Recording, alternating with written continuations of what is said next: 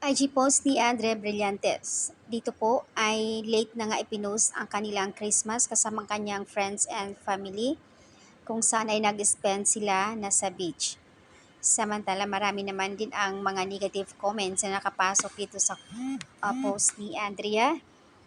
31 minutes pa lang, dinagsa na ng mga negative comment dito. Every time na mag-post nga itong si Andrea, ang daming mga bashers. Mga daming account para lang mambabash. And you are not just a gorgeous face, and you are talented, you are the best, and you are the love. So ayan yung comment naman ng isang netizens dito. Kahit ano pa ang post mo, walang nagla-like sa'yo ng mga artista dahil sa sama ng ugali mo at mang-aagaw ka, isa kang ahas.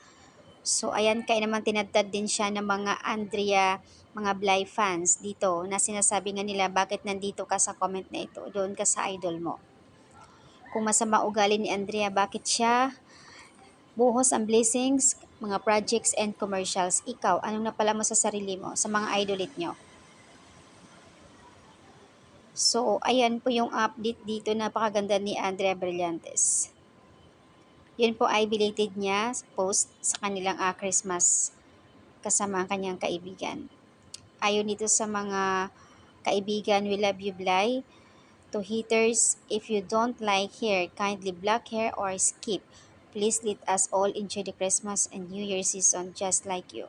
And also dislike other artists, but I don't go to the socials and bash them. Kiber kung hindi siya ilalike ng mga artista.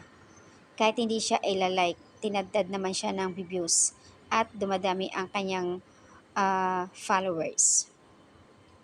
Happiness and looks good for you and don't ever lose your smile. Huwag kang magpatalo sa mga haters, Andrea. Dahil hanggang ngayon hindi pa rin matigil ang issue kay Andrea Brillantes, tila hindi pa rin sila makamove on sa hiwalayan ng Katniel. Sabi nga dito, move on na kayo at wala kayong napatunayan.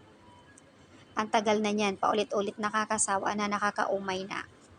Tantanan nyo na si Andrea at wala po siyang masamang pag nagpo-post. Inggit lang talaga kayo.